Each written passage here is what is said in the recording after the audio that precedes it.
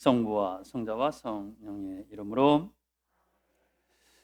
하늘에 계신 우리 아버지, 아버지의 이름이 거룩히 빛나시며 아버지의 나라가 오시며 아버지의 뜻이 하늘에서와 같이 땅에서도 이루어지소서.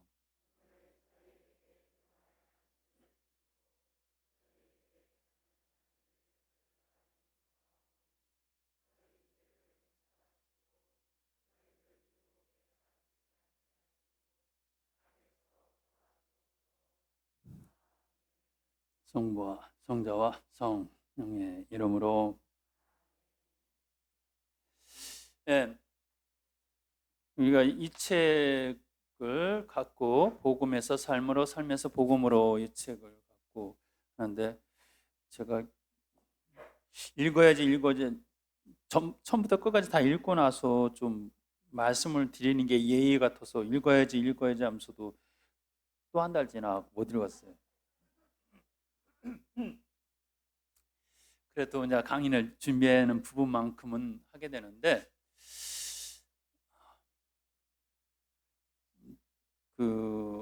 일단 여태까지 제가 읽은 내용을 바탕으로 어설프게 평가를 하자면 정말 좋은 책이 하나 제속 프란스코에 나왔다라는 생각이 들어요. 참 많은 자료들을 바탕으로 했고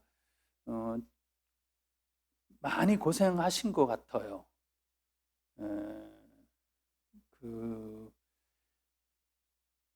여러 가지 특히 우리 돼지꽃 같은 것은 미국의 한 신부님이 해갖고 쓰신 거라 돼지꽃도 상당히 잘 꾸며진 책이지만 미국적인 사고방식이 많이 들어있는 책이고, 또 번역상에서 표현할 수 있는 어떤 다름이 있는 것이 있고 그래요. 그러면서 그리고 또 옛날에 우리 박성배 전 국가회장님이 이렇게 짤막짤막하게 이렇게 만들었던 책들이 제가 있는 것으로 알고 있고요. 그래서 여러 가지 제속 프란스코의 영성적 양성반을 위한 교재로서의 책들이 좀씩 있기는 있었어요.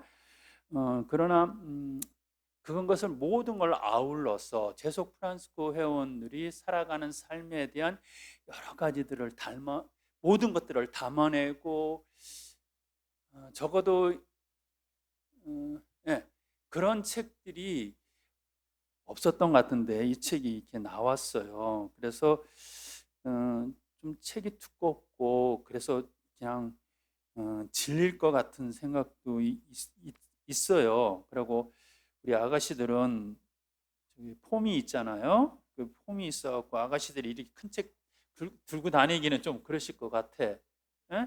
그래서 우리 아가씨들 폼에 좀 안 맞는 책일 것 같다는 생각도 해요. 그런데 그리고 또 내용이 어차피 3장부터는 계속해서 삶에 대한 얘기를 하다 보면은 조금은 좀 뭐라 그럴까요? 구체적인 삶에 대한 얘기가 나오기 때문에 그렇게 어렵다라고 생각되어지지는 않을 것 같아요. 그러나 적어도 한 150페이지까지, 한 140페이지까지 내용들은 굉장히 좀 선지식이 있어야 되는, 좀 공부를 해야지만 이해가 되는, 도대체 이게 무슨 얘기야? 라고 말할 수 있는 그런 내용들이 좀 많이 실렸어요. 많이 실렸어요. 그런데 중요한 자료들이에요. 중요한 정리들이에요. 그래서 이 회칙이 우리한테 주어지기까지 어떤 과정들과 그것이 감고 있는 내용들과 이런 것들이 모두 이렇게 정리가 돼 있어 갖고 굉장히 중요한 내용들이에요. 그럼에도 불구하고 막 헷갈려요. 막 이게 뭐야? 막 회칙이 왔다 갔다 하고 막 생활 규범이 있고 뭐 지침이 있고 뭐 신자들에게 보낸 편지가 또 왜 여기서 왜 나와? 뭐 둥둥 막 정신없이 이렇게 좀 할 수 있는 내용들이지만 좀 시간을 내서 우리 아가씨들까지는 아니더라도 그래도 양성반들은 적어도 조금은 이 부분에 대해서 조금은 내가 젊다라고 생각하시는 분들은 좀 읽어 두시는 것이 조금은 도움이 되겠다라는 생각이 들어요. 저 개인적으로는 뭐 세상에 둘 수 있는 것들은 아니에요. 예? 회칙이 중요한 게 아니잖아요. 그것이 왜 나오는지가 중요한 것도 아니고 지금의 살아내는 내가 얼마만큼 중요한 것이냐라는 거거든요. 왜 그 앤서니 드멜로 신부님의 그 종교 박람회하는 책인가요? 개굴의 기도인가? 그분의 책들이 몇 개 있어 헷갈리는데 그런 책 중에 한 내용이에요. 어떤 선교사가 정말로 미지의 세계에 선교로 갔어요. 그래갖고 그 섬에 들어가서 그 속 사람들한테 막 삼일체 교리도 설명하고 우리의 교리들을 참 많이 설명을 했어요. 성부와 성자와 성령께서 어떻게 하고 뭐 어떻게 막 교리를 다 했어요. 그런데도 불구하고 이분들이 참 들어든지 이해하는지 안 하는지 모르겠지만 참 열심히 듣는 모습인데 그랬어요. 그러고서 이제 또 다른 또 지역을 가서 선교를 해야 되니까 이 선교사가 이제 배를 타고 떠나는데 갑자기 저쪽에서 그쪽에 어떤 그 섬마을 사람이 신부님 성부와 성자와 그 다음에 뭐죠? 그러는 거예요. 성령을 또 얘기를 해. 어떻게 또 성령이요. 제가 참 잘 기억이 안 나요. 그러니까 어떤 뭐 그랬어요. 그러니까 못 알아들었는지 이분이 갑자기 막 오는 거예요. 근데 무리를 걸어서 막 오는 거예요. 그것을 보고 이 성교사가 돌아가세요. 당신께서는 이미 성령과 함께 계신데 뭐가 필요하겠나 이렇게 얘기를 해요. 사실은 우리가 우리의 회칙을 논리 정연하게 누군가에게 이야기할 수 있는 것이 중요한 게 아니잖아요. 내 입으로 회칙을 얘기했을 때 그 회칙이 내 안에서 증명이 되어질 수 있는 것이 중요하잖아요. 네가 회칙을 이렇게 얘기하는데 그것이 너한테 어쨌다고? 라는 질문을 받으면 정말 그렇잖아요. 작은 형제가 어떻고? 어떠해요? 그러니까 뭐라고 얘기했어요. 그러니까 그래요? 그 사람이 아무 감흥이 없다면은 문제 있는 거예요. 그래서 신부님이 그렇게 살고 계시군요. 라고 말이 나와야 되는데, 그래요? 그래요? 그러고는 넘어가면은, 어떻게 했어요? 내가 잘못 살아가는 거. 의미가 없는 거거든요. 그런 거예요. 그래서, 어떤 면에서, 아유, 복잡하고 뭐 등등등 그러니까, 그냥 무시해버릴 수도 있다라고 생각하시는 분들도 계실 거고 그래요. 그렇지만 적어도 조금은 공부해 두시는 것도 크게 문제되지 않을지 않을까라는 생각을 해보게 됩니다. 그러나 오늘은 그걸 다 건너뛸 거예요. 그냥 저도 머리가 해프더라고. 이걸 어떻게 정리해서 말씀드려야 될지 몰라갖고 다 건너뛰고 3장부터 이 책 3장부터 하겠습니다. 그래서 약 140페이지부터 되는 거예요. 그래서 오늘도 지난달과 마찬가지로 서문과 같은 부분인데 오늘은 회칙의 토대라고 제가 이렇게 제목을 달아서 여러분에게 말씀을 좀 드리고자 합니다. 그야말로 회칙의 토대예요. 아주 오래전인데 제가 지방에서 연구할 때 지방에서 용부할 때예요. 그런데 그분 얘기는 그만해야겠다. 그냥 하도 얘기하고 그분은 하여튼 우리가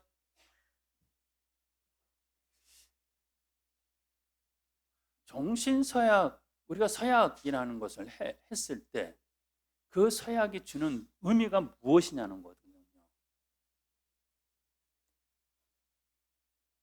그분 얘기는 안 하려니까 이게 설명이 안 되네. 제가 했을 거예요. 여러분들 말씀드렸을 거예요. 정신서약하고 났는데 얼마 안 있다 그 자매님 장부께서 오셔갖고 막 화가 나고 저한테 막 항의하셨는데, 항의한 내용이 당신 부인께서 각방 쓰자고 그래갖고 각방 쓰게 됐다고. 그러니까 이제 그분은 정신사약을 하시고 나서 이제 이제는 나도 수도자처럼 살겠다라는 생각이 있으셨던가 보죠. 그러니까 야, 너 저쪽 땅방 가. 이제 이렇게 된 거예요. 이제. 그러니까 졸지에 이 서방님께서는 이제 난리가 난 거죠.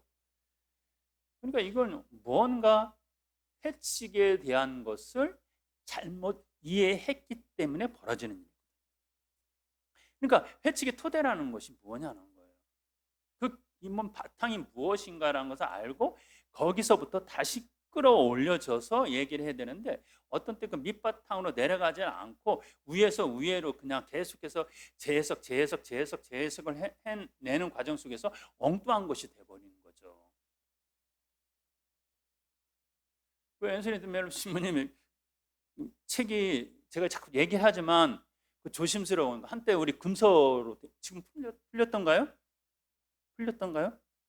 모르세요? 금서로 됐었어요. 하도 이게 책이 좀 그랬어요. 근데 이제 그 책 중에 또 하나는 미사 전례에 관한 부분이에요. 미사가 아니라 어떤 종교의 어떤 부분이에요. 그런데 이제 그걸 제가 미사와 이렇게 연결시켜서 우리식으로 재해석해서 말씀 많이 드리는데, 미사와 고양이 관계 들으셨죠? 기억나시나요? 왜냐하면 어떤 본당 신부님이 계셨어요. 근데 이 본당 신부님이 고양이를 무척 좋아해요. 그러니까 이 고양이가 맨날 신부님이 미사 드릴 때 이렇게 성당 미사 드리러 가서 고양이가 줄줄줄 따라오는 거예요. 미사 때 계속 고양이 성가시게 하는 거예요. 자꾸 비벼대고 신자들한테 눈치도 보고, 그러니까 안 되겠다 싶어갖고 성당 이렇게 회랑 기둥에다가 이 고양이를 묶어놓은 거죠. 거기다 묶어놓고 거기 있어, 미사통만. 네가 자꾸 그러니까 나 없으면 저기 하고 하니까 그냥 있어. 그렇게 미사를 드렸어요. 그러다 이제 본당 신부님이 연세가 이제 되셔서 돌아가셨어요. 근데 그 다음 이제 본당 신부님이 오셨어요. 새로운 이제 본당 신부님이 오셨는데 고양이도 늙어서 죽었겠죠. 그래서 이제 미사 드리는데 본당 회장님께서 미사 때마다 고양이를 데려와서 성당 기둥에 묶어놓는 거예요. 그래서 이 새로운 본당 신부님이 왜 고양이를 묶을까? 이상하다. 이 성당은 그렇게 생각했어요. 그리고 이 신부님도 이제 살다가 돌아가셨어요. 이제 사목장님도 돌아가시고. 근데 세 번째 또 이제 새로운 이제 본당 신부였었어요. 근데 그 본당 신부님의 서품 논문 제목이 고양이와 미사와의 관계. 이거였거든요. 이게 회칙의 근본적인 내용으로 들어가지 않고 우리가 회칙에서 회칙으로 계속해서 우리가 지금 바울 6세 교황님의 그 해석 인준한 회칙은요, 현대에 맞게 2차 바티칸 공유의 정신에 맞게끔 해서 만들어낸 회칙이 지금의 회칙이거든요.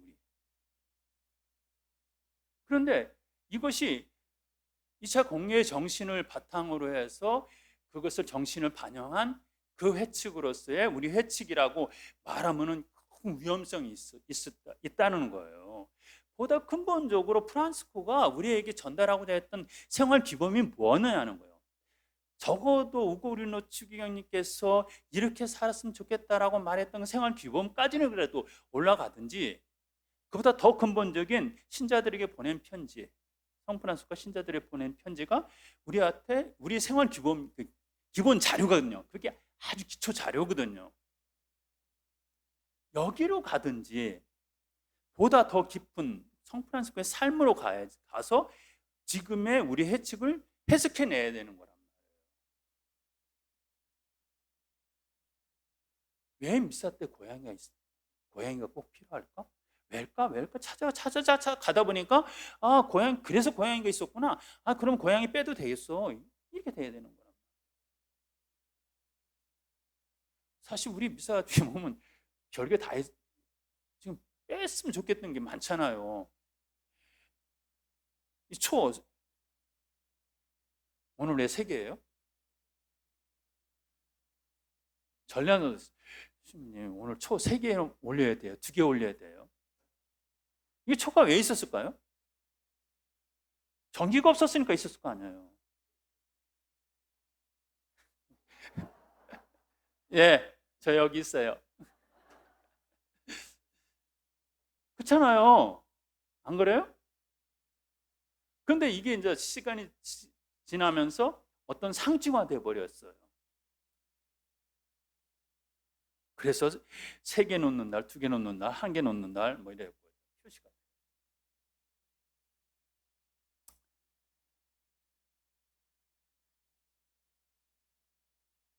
아무튼 그와 같처럼 어떤 것들이 상징화됐었을 때 그것이 전해주는 어떤 의미가 100% 그럼 그 잘못됐으니까 빼버려. 이렇게 하기에는 우리가 전통이라는 어떤 사람이 살아가면서 생기는 전통이라는 것 때문에 그걸 함부로 할 수는 없는 것 같아요. 그래서 그것이 갖고 있는 순기능, 좋은 기능이 있다면 그것은 간직하는 것도 나쁘진 않아요. 그러나 그것이 근본적으로 어떤 거였느냐는 걸 알고 가야죠. 초가 오늘 3개 놓는 날인데 2개 놨다고 싸우고 그러면 안 되잖아요. 그건 정말 의미가 없는 거거든요. 근데 싸워요. 거양선제 때 종을 2번 쳤네, 3번 쳤네. 왜 그때 종을 안 치네? 저 전례는 교육을 받았네, 못 받았네 하고 야단 맞고 막 하고 이거 아니잖아요. 이런 것들이에요. 저는 복사를 좀 안 했으면 좋겠다는 생각을 해요. 미사할 때 복사. 그래서 본당에서도 복사들 잘 이렇게 안 세우려고 그래요. 근데 엄마들 입장에서는 그 복사를 세우면 영광인 거야. 예? 그러니까 어떻게든 복사를 세우고 싶어 해요. 근데 저는 정말 제가 자신 있는데 내 나이에 사람들 신자들 중에서 나만큼 복사 많이 한 사람이 있으면 나오라고 그래. 나 그렇게 말하고 싶어요. 일주일에 한 6일은 복사를 했으니까요. 아주 징글징글 했어요. 특히나 겨울철 복사는 여름철에는 그렇게까지 안 하는데 성당 바로 밑에 살았고 우리 아버님 복사 없으면 미사가 안 되는 줄 알고 미사 가셨다가 신부님 혼자 나오시면 바로 내려오셔. 일어나, 복사 없어. 그 한마디면 바짝 일어나야 돼요. 안 일어나면 큰일 나거든요. 그러나 이제 막 하고 가면은 신부님 복음 읽을 때쯤에 그냥 대충 읽고 이제 성당에 들어가요. 그러면 돌아가신 분이 또 우리 삼위어른이셨어요. 굉장히 대전에서는 굉장히 큰 어르신이고 존경한 어르셨는데 그 안에서 어르신이 맨날 저만 보면 얘야 너는 꽤 맨날 늦니? 남 속도 모르고 내 차례도 아닌데 어떤 그런 경험이 있어요. 그래서 복사를 안 했으면 좋겠다는 생각도 많이 해요. 그래서 애들 아침에 졸고 있으면 아이고 불쌍해. 어린 시절 나를 보는구나. 아무튼 그 복사를 내가 세우는 엄마의 그 마음은 이해를 해요. 그렇게 함으로써 그 아이가 좀 더 신앙적으로 뭔가 했으면 좋겠다라는 그리고 하느님의 복을 좀 받았으면 좋겠다라는 어머니의 또 바람도 있고 하니까 그것까지 무시하면서 그 쓸데없는 거 애 고생시키고 그렇게까지는 전 말하지는 않아요. 나름대로 순기능이 있으니까. 그러나 보다 근본적인 것은 알아야 되죠. 보다 근본적인 건 알아야 된다. 제가 이제 루드에 가서 한번 미사를 드리는데 루드 대성당이 이렇게 있고요. 원래 성당이 있고요. 루드 가보신 분들 앞에 굉장히 큰 현대식 성당이 아니라 체육관 같은 성당이 하나 있어요. 무진장 커요. 그런데 거기에서 미사를 봉헌하는 한국 보무선 제가요, 아마 그때 오프세이 아마 그 형제들이 미사를 봉헌했던 것 같아요. 아주 거창한 오페라를 보는 듯한 느낌이었어요.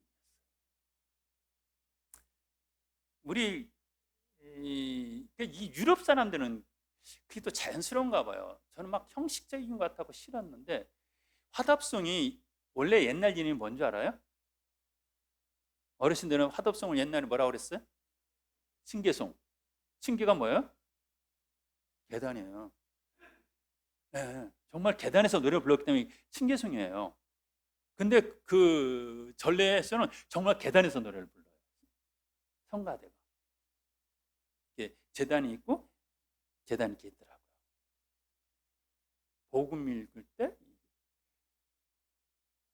그 부제들이 막 이따마는 초를 갖고 막 행렬을 하고 막 하여튼 그래요. 근데 외국에서는 제가 미국에 있을 때 우리 그 세인트 피터스 그 성당의 성주간 전례를 참석했는데, 순환기를 들을 때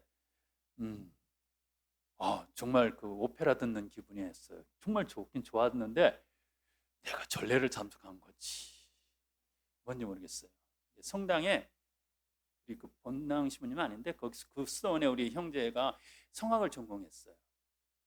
그런데 그 형제가 예수님의 역할을 하고 바리톤을 해요. 그리고 전문가들이 와서 하더라고요. 그 큰 성당에 하나는 자대 성당 성가대 쪽에, 하나는 뭐 이쪽에 해갖고 막 노래로 그 순환기를 다 해요. 그래갖고 그 예수님은 베이스 하고, 그 다음에 그 유다가 테너 뭐 그래요. 그런데 너무 아름답게 해요. 그러니까 막 감동해요. 근데 남는 건 별로 없어요. 하여튼 제가 얘기를 이렇게 했죠. 아무튼 그런 어떤 형식화된 것들에서 우리가 자꾸 근본적인 이유로 들어가지 않으면 안 된다는 거예요. 뭐 중동 지역에 사람들이 돼지고기 안 먹잖아요. 그죠? 돼지고기 안 먹는 거 물어보면은 아마 이슬람 사람들은 코란에서 먹지 말라고 했기 때문에 안 먹는다고 얘기할 거예요. 그러면 왜 유다인들은 왜 안 먹을까요? 그건 또 모세오경에 의해서 뭐 율법에 의해서 또 얘기하겠죠? 근데 이 둘 다 앙숙이란 말이에요. 그러면 어떻게 공통적인 특징이 뭔가 있을 거란 말이에요. 그죠?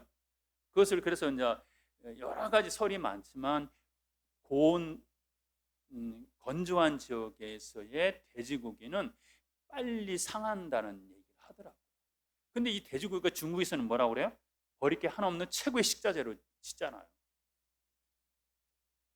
그러니까 돼지가 문제가 아니라 그 돼지가 어떻게 되느냐, 어떠한 환경 속에서 어떻게 되느냐에 따라서 이것은 굉장히 좋은 것도 되지만 굉장히 위험할 수도 있다는 거죠. 돼지 자체가 문제가 아니라는 거예요. 그래서 이제 사도 베드로에게 예수님께서 그러잖아요. 내가 만든 걸 네가 속되다고 말하지 마라. 먹어라.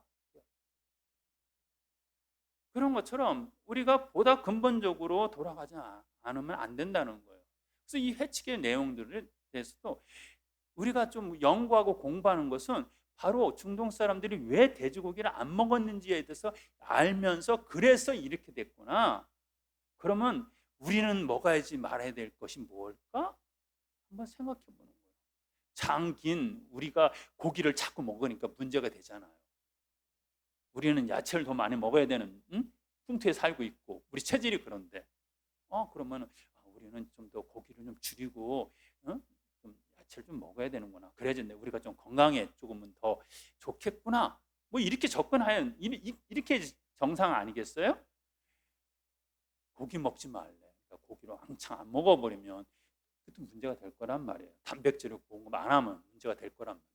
아무튼 이와 같이 우리가 이 회칙을 공부함에 있어서 회칙에서 이 얘기를 하는데 그 얘기가 왜 나왔는지 보다 근본적으로 가고, 왜 회칙은 우리에게 주어졌는지 이런 것에서 보다 근본적으로 얘기를 들어가야만 되는 거죠.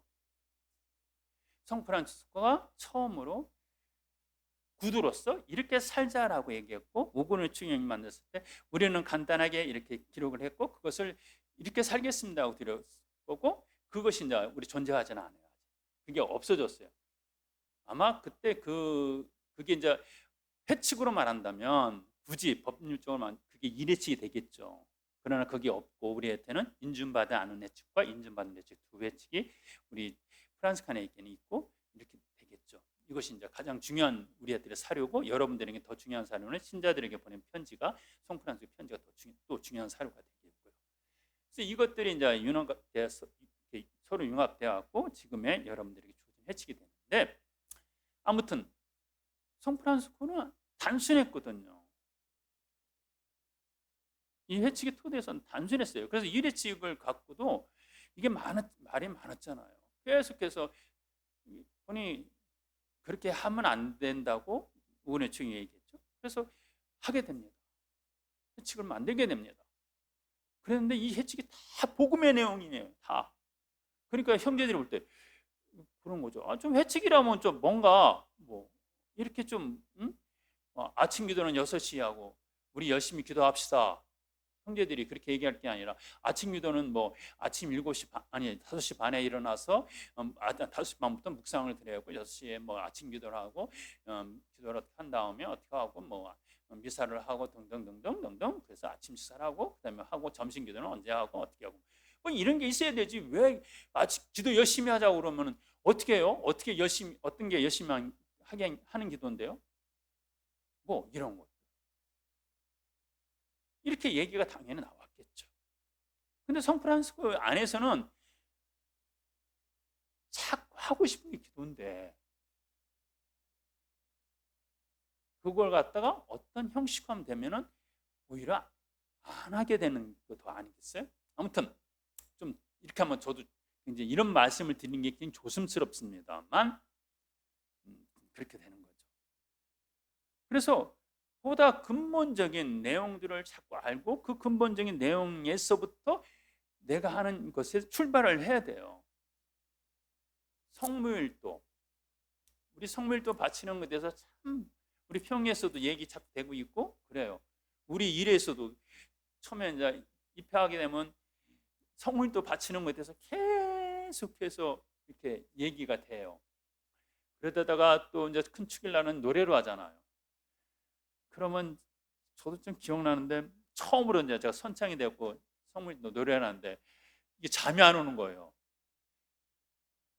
그러니까 제일 우리 집에서 제일 시끄러운 곳이 이제 보일러실이었어요.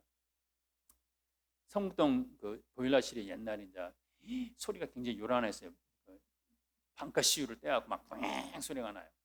근데 새벽에 4시에 일어났고 거기서 이제 막 노래 연습을 하는 거예요.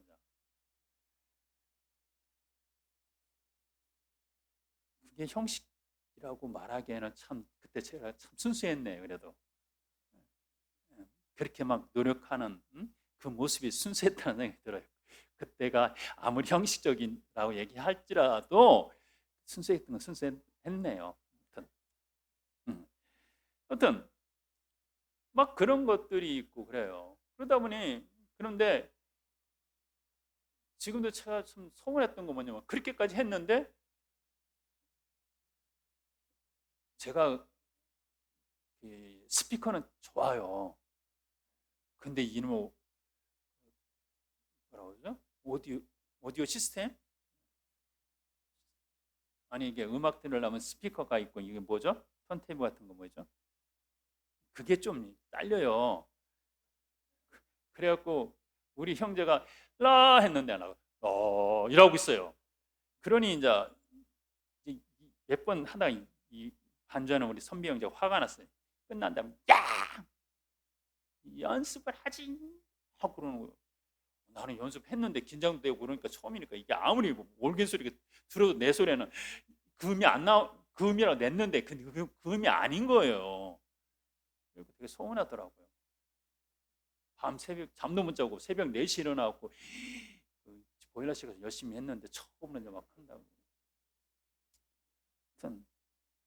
근데 아무튼 성프란스가 그것도 분명히 얘기하거든요. 목소리를 맞추는 게 아니라 마음을 맞추어라. 그러니까 그 당시에도 그랬던가 보죠. 그런 일이 있었던가 보죠. 그러니까 왜 그러냐면 그럴 수밖에 없었던 것이 이제 그런 당시 수도회의 어떤 삶의 양식을 지난번에 강의 때 말씀드렸던 것처럼 그 중요해요. 왜 그러냐면 당시는 베네딕트 분도의 수도의 생활 양식이 수도자들이 근본적으로 갖춰야 되는 전통적인 생활 양식이라고 생각했던 거예요. 거기에는 모든 것을 맞춰줘야 되는 거예요.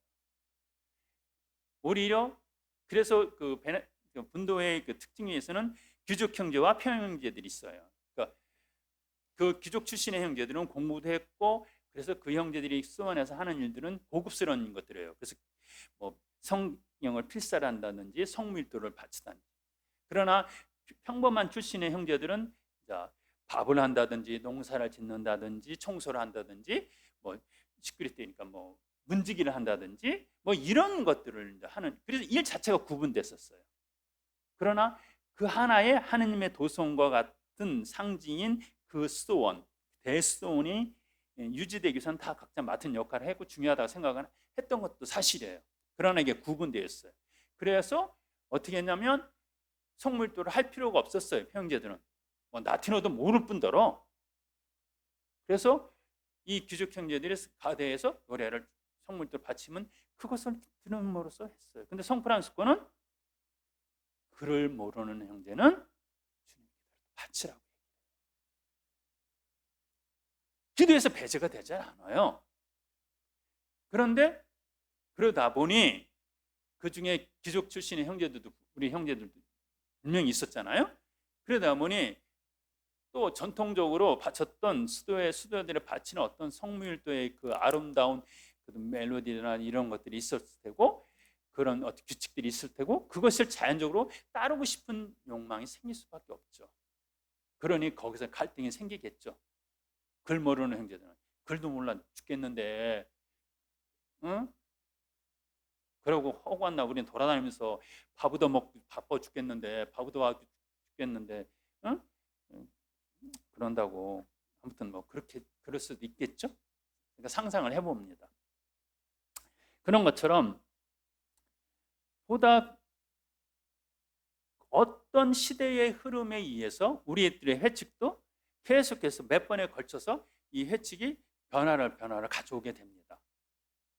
회칙의 이 부분에 대한 것은 김용철 도미니크라는 자 한속을 했으니까 뭐 그냥 그 형제라고 얘기를 해야 되는데, 그 도미니크 형제가 학위 논문으로 쓴 책이 있어요. 제수 프란스코 회칙 연구인가 그래요.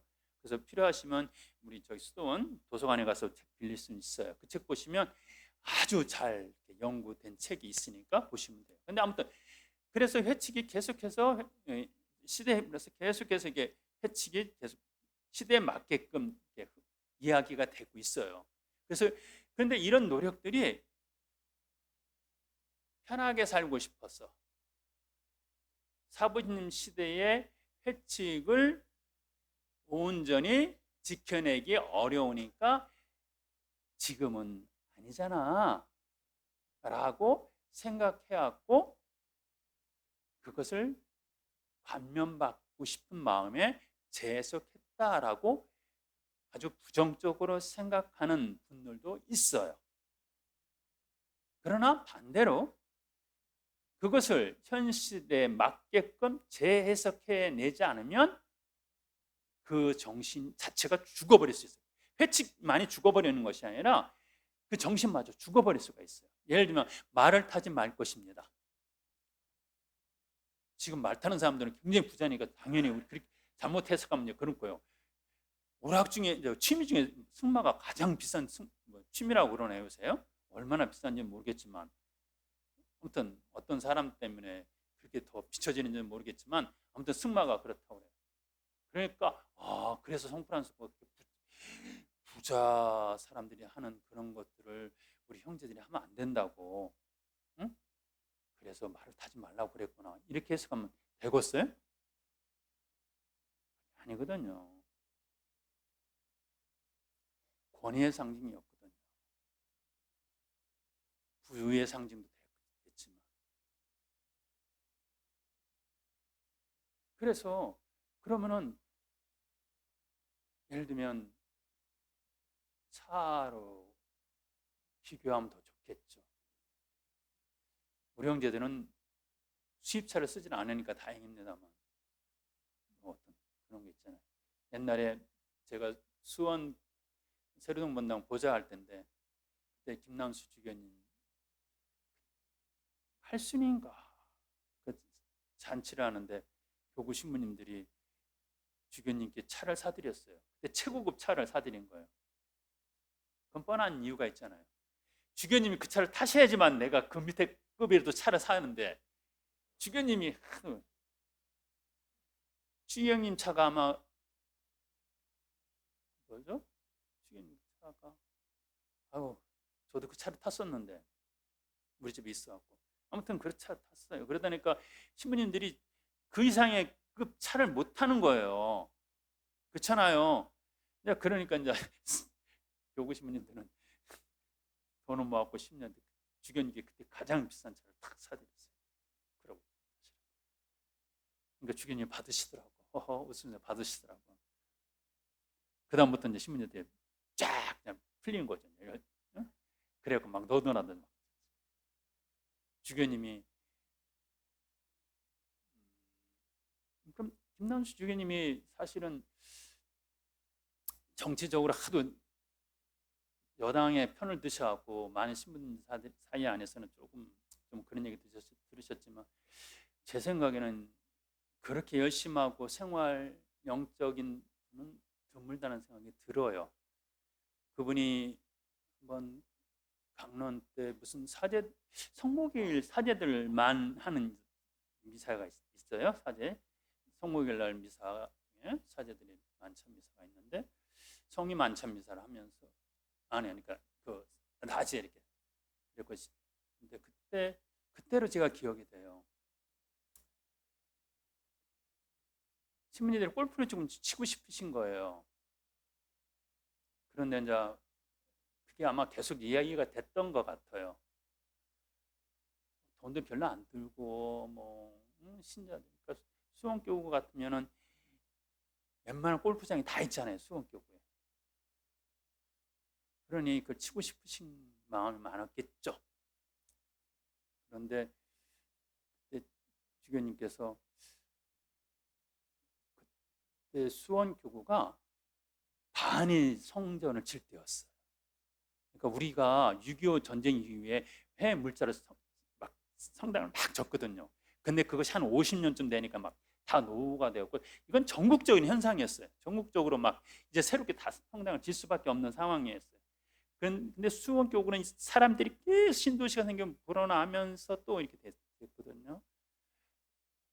그래서 신자들 고생하는데 신부가 골프 치면 되겠습니까? 이 얘기를 하셨어요. 그리고 신부님들이 골프는 못 치셨어요.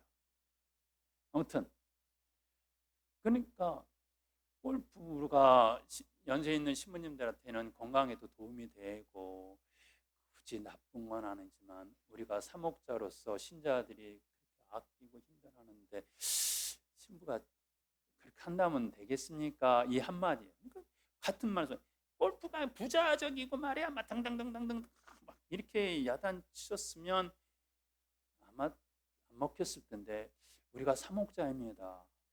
목자가 양들을 한번 생각해 보면 가기가 힘들지 않겠습니까? 이렇게 이 한마디에 그냥 목자로서의 자기 정체성을 한번 생각해 보자는 거거든요.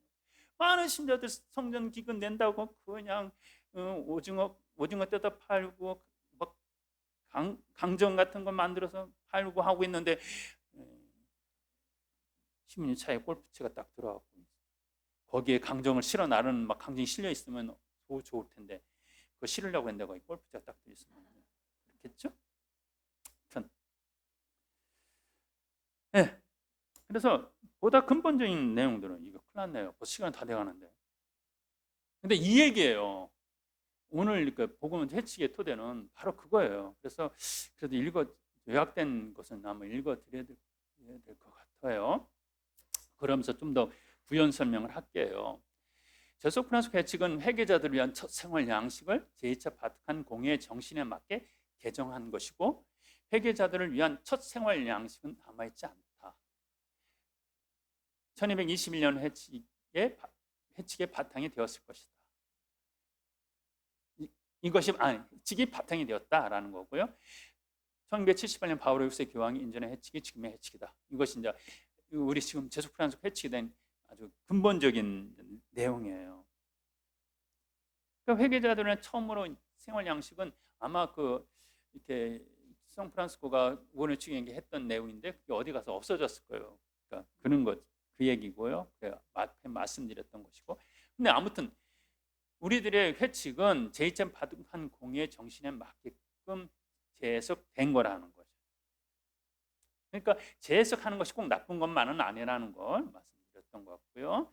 그 다음에 제속 프란시스코 회칙은 일련의 법적 규정이 아니라 생활 양식이라는 게 굉장히 중요한 부분이에요.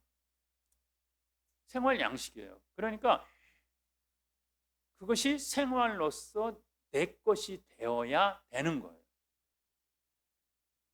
제일 먼저 얘기했잖아요. 당신들은 작은 형제는 누굽니까? 작은 형제는 이러이러합니다 라고 얘기했어요. 근데 사람들이 보고 그래서 그랬군요 라고 돼야 되는 거예요. 이것이 법적 규정이 아니라 생활 양식이라는 표현을 쓰는 이유예요. 이해되겠죠? 해칙은 광활한 복음 도전을 향한 안내자이고 복음의 이상으로 오르는 디딤돌과 같은 거다. 그러니까 우리 회칙이 우리에게 인도하고자 하는 것은 복음회로 가는 거예요. 복음회로.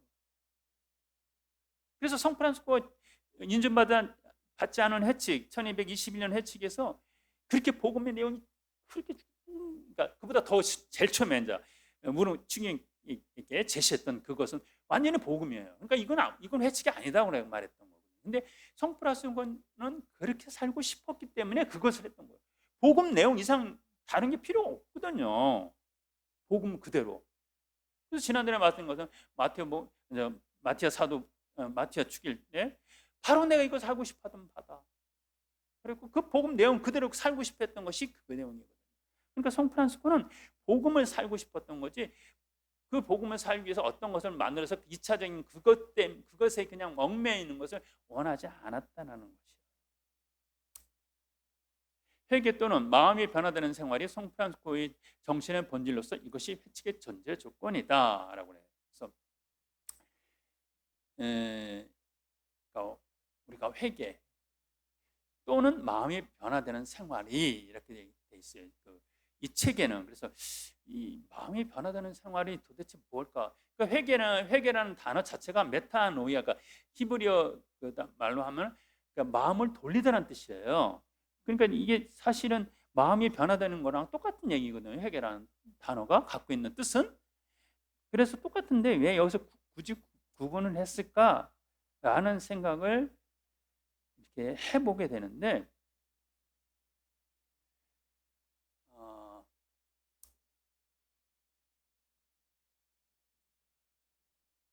그러니까 도전은 한번 해보게 만드는 그러니까 예를 들면 제가 제 나름대로 이렇게 생각을 해봤어요. 이런 거죠. 나는 안 돼. 나는 지금 우리 이 손주를 내가 맡아서 돌봐주고 있는데 이 손주 이렇게 좀 커갖고 지가 학교 혼자 다니고 할 때까지 그때까지는 내가 진짜 봉사를 하고 싶으면 참아야 돼. 나는 안 돼. 라고 생각하는 거예요.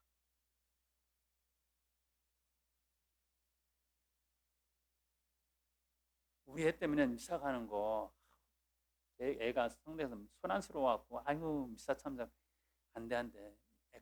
애 큰 다음에 뭐 이런 거. 이런 것에 대해서 이것이 죄는 아니잖아요. 죄는 아니에요. 우리 생각해요. 응? 죄가 아니잖아요. 그런데 마음을 변화시키는 것, 생활, 이것의 표현은 이것이 아니었을까? 이 권혜숙 자매님한테 나중에 여쭤보고 싶은데 이게 무슨 뜻이에요? 여쭤보고 싶은데 저는 이렇게 생각했어요. 안 된다고만 생각하지 말고 방법이 있지 않을까? 하는 거예요. 예를 들면 그건 좋은 예니까 제가 광주 울케치오 형제회 그 예를 들어서 말씀드릴게요. 제가 이제 광주지구 연구할 때는 그 장성 프란스코의 집이 이제 세워진 지 얼마 안 됐어요. 그리고 루케치오는 그 대중교통 타고 들어오는 게 굉장히 어려워요. 그러나 그렇게 먼 곳이 아니니까 거기가 광산지구 어떤 그 구의 형제회인데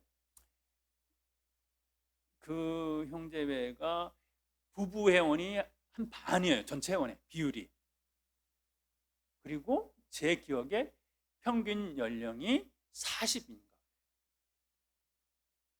그리고 애들이 한 20명? 20명까지 될까? 적어도 10명 이상이에요. 10명 이상의 애들이 같이 와요.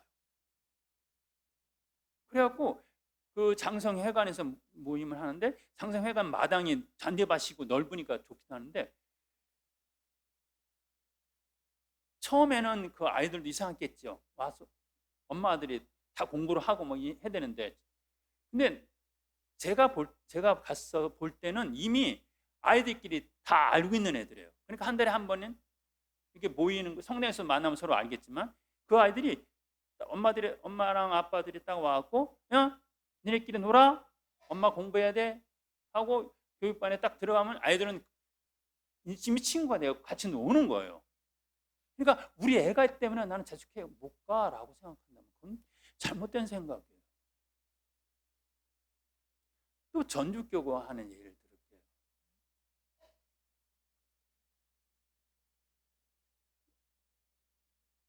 그게 어느 형제인지 갑자기 생각이 안 나요. 삼례 형제인지 기억이. 그 형제의 어린이는 젊은 사람들을 어떻게든지 우리 제속 프란스교에 데려오기 위해서 한 방법이 어르신 우리 좀 나름대로 그 아이디어가 있으신 아가씨들이 해야겠다. 그 아가씨들이 젊은 사람들 꼬신 거예요. 그러니까 애를 봐주는 거예요. 애를 봐주는 거예요. 엄마들이 공부할 때 애를 봐주는 거예요. 애 봐주고 막 얼르고 달래고 그 애들. 그랬고 애기들한테 또 하나의 할머니가 생긴 거예요. 그리고 이 아가씨들이 이렇게 막 사탕도 준비하고 애기들 좋아할 수 있는 것도 준비하고 갖고 와갖고 애들을 주고 하는 거예요. 그리고 엄마들이 애를 맡기고 공부를 할 수가 있고 다 좋아했어요. 그 어르신들이. 그리고 삼례 같다. 맞다. 제가 전주지구 청년회를 만들 때 그리고 그 형제에서 청년들이 4명이 갔어요. 그 할머니들의 그 정성과 사랑, 젊은 애들 보면서 짜장면도 사주고 그 형제가 공문이 가장 정말 멋있게 올라왔어요. 할머니들이 컴퓨터 못 쳤어. 그때 1900년대에 그때 한 97, 8년도 제가 기억이 되는데 제가 그때 있었으니까요. 99년도 정도. 그때 이 컴퓨터도 잘 안 됐을 때인데 할머니들이 어떻게 컴퓨터를 만들었겠어요? 짜장면 사주고 하면서 젊은 애들 그러니까 젊은 애들이 그걸 할머니 하니까 예 알았어요. 그리고 청년 애들이 해주고 하다 보니 와 이게 좋네. 그 애들이 청년에 온 거예요.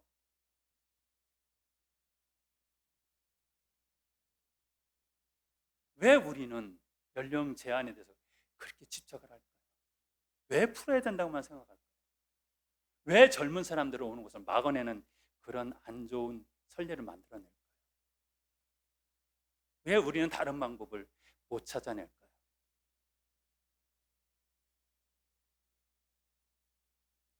그거 같아요. 그거. 이렇게 마음을 바꿔보는 거. 우리의 가치를 실현해내기 위해서 우리가 할 수 있는 것이 무엇일까라는 절박함이 있다면 그 길을 찾아낼 거예요. 근데 절박함이 없는 거예요. 회개는 둘째 치들. 성프란스의 가치, 이상과 실현을 실현해내기 위해서 어떤 것을 내가 방법을 찾아야 되는데, 회개? 성프란스 그거 너무 힘들어. 어떻게 내가 그 포기의 재산을, 저 왼수 같은 것이 잘못한 건데 내가 어떻게 먼저 잘못했다고 얘기를 해. 그래서 어떤 방법이 있을 건데 그것을 내가 해결해내려면 내가 살아가는 내 삶 안에서 가난을 실천할 수 해야 된다는 절박함이 있다면 어떻게든지 그것을 찾아낼 방법을 찾아내려고 노력할 건데, 자기질을 포기해야 된다면 포기하려고 하는 의지가 있다면 그걸 하려고 하는 어떤 것을 찾아낼 텐데, 그것을 이미 그걸 하려는 마음이 없는 거. 그 사람들에게 마음을 한번 바꿔봐. 이 재산 자식한테 안 주고 다 가난한 사람 주라고 하는 거 아니잖아. 적어도 가난한 사람들을 생각하는, 적어도 해야 된다는 마음만큼은 바꿔볼 필요가 있지 않겠어? 뭐 이런 거 아닐까요? 제가 혼자 해석을 했어요. 왜 이렇게 됐어요? 제가 그래서 아무튼 이 표현이 왜 그랬을까라고, 단어로 봐서는 똑같은 말이에요. 회개나 마음을 변화시키는 거. 근데 저는 그렇게 해석을 해봤어요. 근데 우리가 살아가면서 회칙이라는 것을 우리의 생활 속에 정확하게 딱 들여다 대갖고 만들어낼 수가 있는 거 아닌 것 같아요.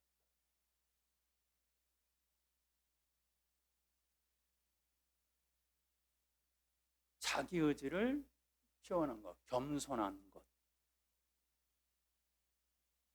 제가 아는 우리 형제 부모님이고 제가 굉장히 존경하는 제수 프란스코 회원 중에 한 분이신데, 우리 형제님 의사 선생님 계시네. 형제님 한번 해보세요. 근데 그 우리 의사 선생님이신데 여수에서 하셔요. 그런데 그게 시장통에 있어요. 그러면서 교통의 요지예요. 그리고 저 밑에서, 저 시골에서 뭐 농사진 거 갖고 올라오셔갖고 장에서 팔고 뭐 이렇게 가는 어떤 길목과 같은 곳이에요. 제 기억에는. 그리고 그 형님 뵈러 가면 이게 장터인지 병원인지 막 헷갈려요. 막 병원 막 이쪽 저쪽에 막 고추도 이렇게 있고 뭐도 있고 막 그래요. 바글바글해요. 막 입구가 막.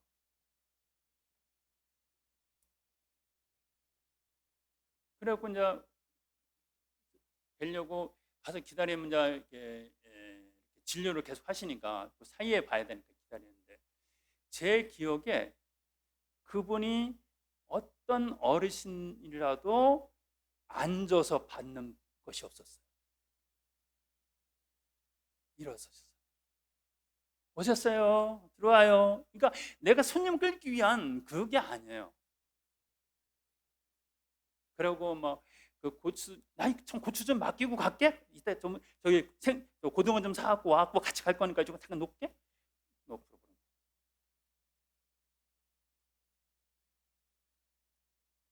아무튼 그래갖고 그 형제의 우리 회원들은 우리 제속 프랑스에 오세요. 뭐 이런 얘기를 이런데요. 그 제속 프랑스가 뭔데? 그러면 그분 이름을 말하면 안 되겠다. 그분이 싫어하실 것 같아요. 누구누구가 그 제속회 회장님이셔. 그래? 이랬대요. 이렇게 홍보를 했대요. 얼마나 존경받는 분이었어요. 정말 겸손하신 분. 그 처음에는 그분하고 식사하다 내가 얼마나 불편했는지 몰라요. 내가 부탁을 했어요. 그분이 꼭 무릎을 꿇으세요. 사제들 존경을 해야 된다고 생각하셔갖고, 아이고 제발 하지 마세요. 저 얹혀요. 그러면 그래요? 그러면 신부님 그렇게 편하게 앉을게요. 이런 분이셨어요. 그러니까 내가 살아가는 내 삶 안에서의 우리가 어떻게 성프란스코가 말했던 그 삶의 프란스칸의 삶을 실현낼 수 있을까라는 것을 우리가 생각하고 하려는 의지가 있다면 그 방법을 찾아내게 된다는 거예요. 이 회칙이 아무리 잘 그 방향을 잘 보여주고 구체적으로 뭘 하라고 가르쳐준다 하더라도 마음이 없으면 그게 안 지켜지지만, 그것이 안정해져 있다 할지라도 마음이 있다면 그 방법은 찾아내요. 그게 생활기법입니다. 법률적인 것이 아니라.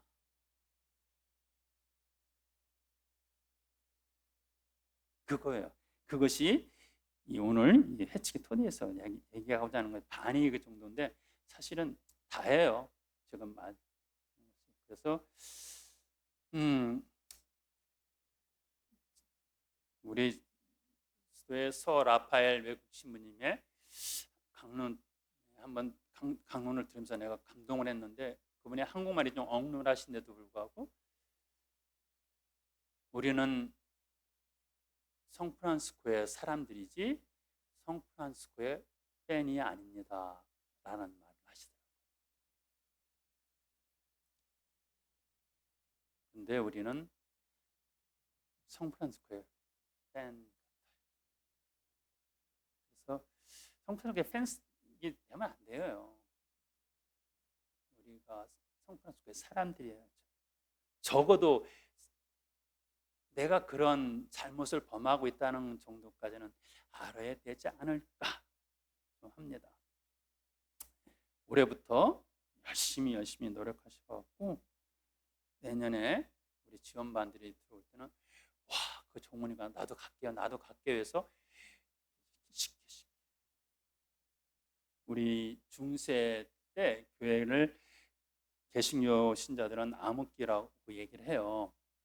사실 교회가 잘못된 것도 많이 보여줬던 건 사실이지만 그때 가장 교회가 컸어요. 가장 성인이 많이 나왔고요. 가장 선교사가 많았던 시절이에요.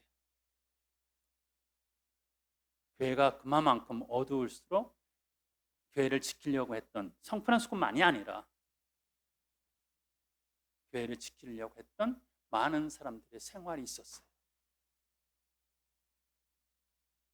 그 생활이 우리의 신앙의 가치를 증거했고 그 가치를 받아들이게 만들었어요. 그래서 교회가 성장할 수 있었어요. 그 암흑기라고 말하는 그 시기에도.